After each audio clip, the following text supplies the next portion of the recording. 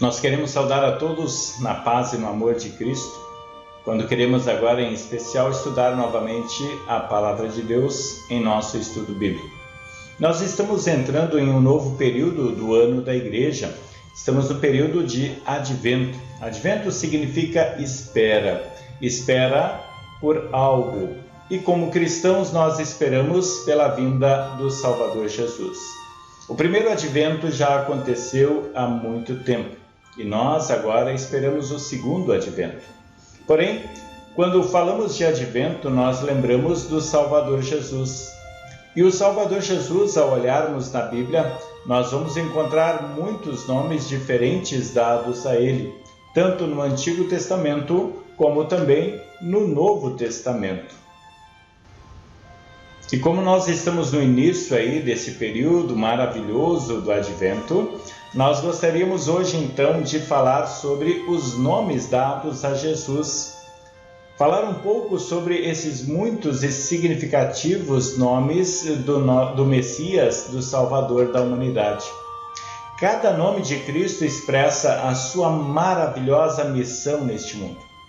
Lembramos alguns nomes dados ao Messias ali no Antigo Testamento. Por exemplo, ungido, prometido, o consolador, o ajudador, o rochedo da salvação, o mais formoso e também a estrela de Jacó. Mas não é só no Antigo Testamento que nós temos nomes dados ao Messias Jesus. Olhando lá no Novo Testamento, veremos que igualmente muitos nomes são dados a Jesus, entre outros nomes pelo qual ele mesmo também se identificou. O anjo, por exemplo, deu a Maria a notícia do nascimento de uma criança por meio dela, o Salvador da humanidade. E ele disse para Maria que o nome desta criança deveria ser Jesus. Paulo, o apóstolo Paulo, por outro lado, o chama de mediador, advogado, o Senhor e sumo sacerdote. O povo o chamou de Messias, de Filho de Deus, Filho de Davi, Mestre, grande profeta. Até mesmo Pilatos escreveu sobre a sua cruz, Jesus Nazareno, Rei dos Judeus. Jesus mesmo se chama de o Filho do Homem, Mestre, Luz, Caminho, Porta e Videira. Já os discípulos e crentes ainda hoje o chamam também de Salvador, Senhor e Rei dos Reis. Meus amados, nós enumeramos aqui mais de 30 nomes que encontramos na Bíblia para designar a pessoa e também a obra de Jesus Cristo. Um dos nomes dados a Jesus é Luz e Sol da Graça. E olhando então para o livro de Isaías, nós vamos encontrar uma parte onde ele diz assim: o povo que andava em trevas viu grande luz, e aos que viviam na região da sombra da morte resplandeceu-lhes a luz. Já Malaquias, falando do prometido, ele o denomina de o sol da justiça. Desde a queda no pecado, o mundo se transformou em um reino de trevas, onde o príncipe das trevas desenvolve também a sua missão. Ainda hoje, as trevas do pecado estão aí encobrindo toda a humanidade. E talvez nós poderíamos até dizer que mais de 90% da humanidade não crê em Jesus ou está aí vagueando ou às vezes se perdendo em trevas espirituais. Nós podemos estar alegres. Mas por que podemos estar alegres? Podemos estar alegres porque não esperamos pela luz. E como assim não esperamos pela luz? Meus amados, Jesus já veio e confirmou as palavras dos profetas no Antigo Testamento, dizendo sobre si mesmo: eu sou a luz do mundo. Quem me segue não andará nas trevas, mas terá a luz da vida. Jesus é a luz. Jesus é o sol da graça divina. Por isso, os pintores, quando pintam o menino Jesus lá na manjedoura, fazem irradiar fachos de luz. O importante é termos esta luz dentro de nós. Irradiemos, então, esta luz para o mundo. Sejamos nós aqueles que levam esta luz para as outras pessoas, principalmente para aquelas pessoas que estão vivendo no pecado, estão vivendo nas trevas, na escuridão, longe de Deus. Recordando o povo do Antigo Testamento, que esperava ansiosamente esta luz, o sol da graça, nós também pedimos que esta luz sempre venha a cada um de nós, não só para nós, mas também para aqueles que estão ali se perdendo nas trevas do pecado. E nós poderíamos dizer: vem depressa, ó luz das gentes. Tem um texto de uma canção que diz assim: Cristo, sol da graça, almas adornar, gozo que não passa, queiras me aceitar. Meus amados, entre tantos nomes nós temos também o que diz ali, o mais formoso. Olhando para o Salmo 45, nós vamos perceber que ele é um hino de amor. E o tema central deste salmo está expresso justamente no seu título, que diz o ungido de Deus e a sua noiva. Trata-se das bodas do noivo celeste Jesus com a sua igreja.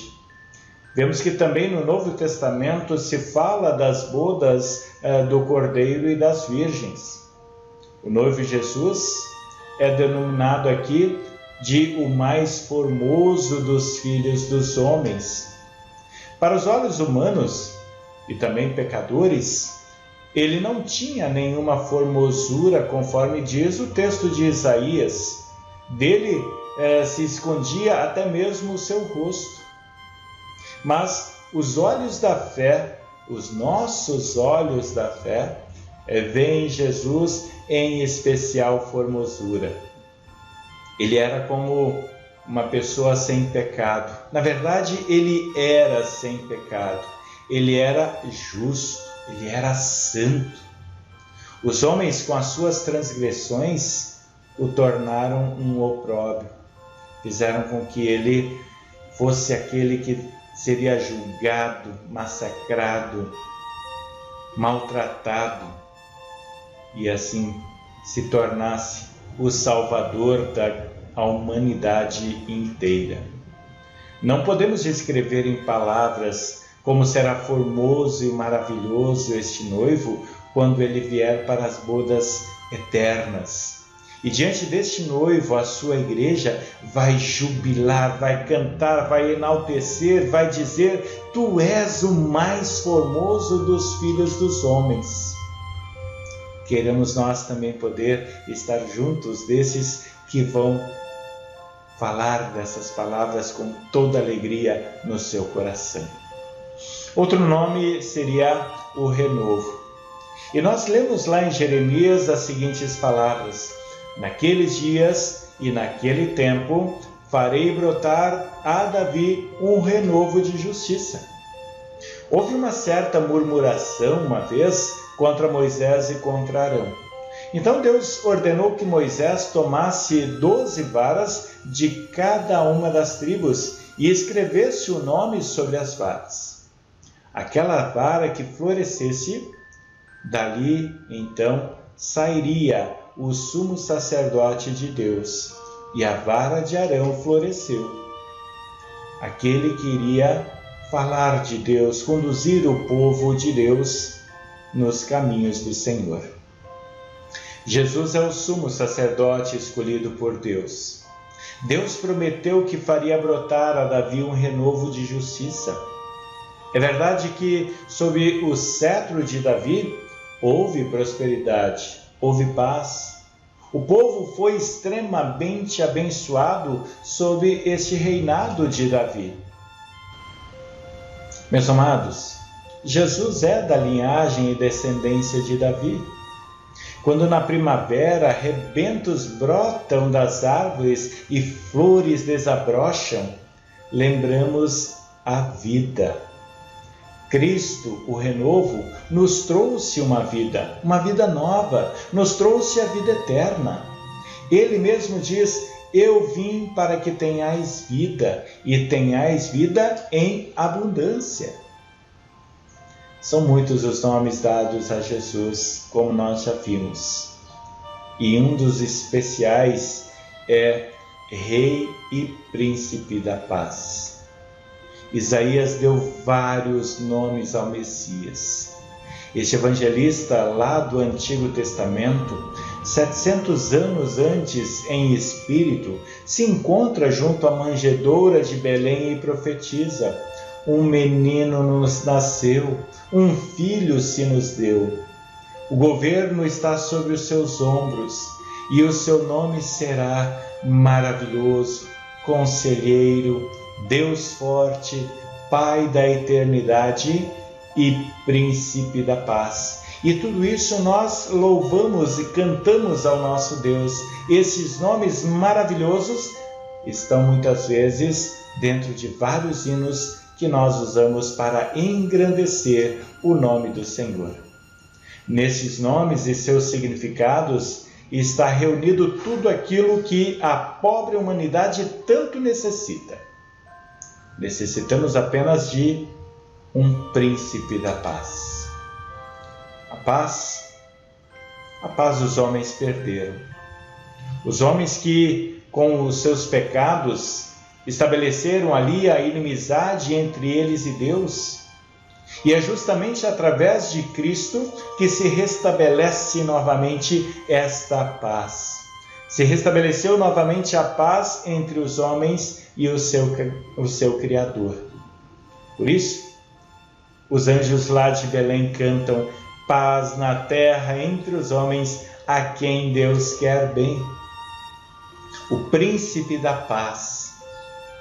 O príncipe da paz ainda hoje vem a nós através dos meios da graça, ou seja, através da palavra, através dos sacramentos, palavra que nós ouvimos com frequência quando estamos indo à casa de Deus, ou quando em casa nós nos dispomos a estudá-la, a meditar nela e ouvir os ensinamentos de Deus para a nossa vida cristã. Os sacramentos, quando ali é administrado para nós a ceia, o batismo, onde os nossos pecados são perdoados. Aos pecadores arrependidos, ele diz assim: paz seja convosco. Meus queridos, meus amigos, meus amados irmãos e irmãs, nesta época de Advento, a Bíblia mais uma vez anuncia para ti e também para mim: teu rei vem a ti. E isso, meus amados, nos faz vibrar, nos faz cantar, nos faz jubilar ainda mais de alegria. Assim nós chegamos a esse momento final do nosso estudo e antes de encerrarmos, gostaríamos de falar um pouco com Deus em oração. Nós falamos com Ele assim: querido e amado Deus, o Teu nome é engrandecido em nosso meio. O Teu Filho Jesus foi aquele que veio para ser o Salvador de toda a humanidade. Nós estamos no período de Advento, período de espera.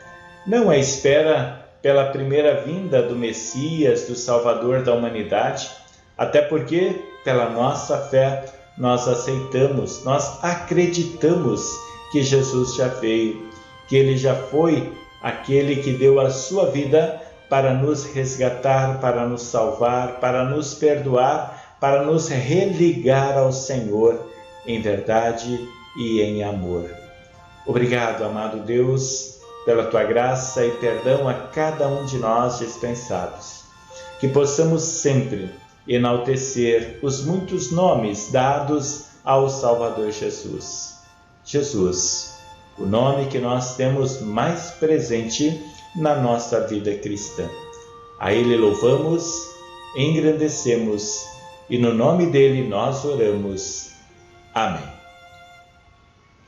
Meus queridos, que Deus continue abençoando a cada um de vocês E lembrem-se que nesta época de Advento, esta época tão especial na vida do cristão, quando se fala da celebração do Natal, da espera pela vinda do Messias, que tenhamos em nosso coração a alegria de saber que o Messias, o prometido, este já veio.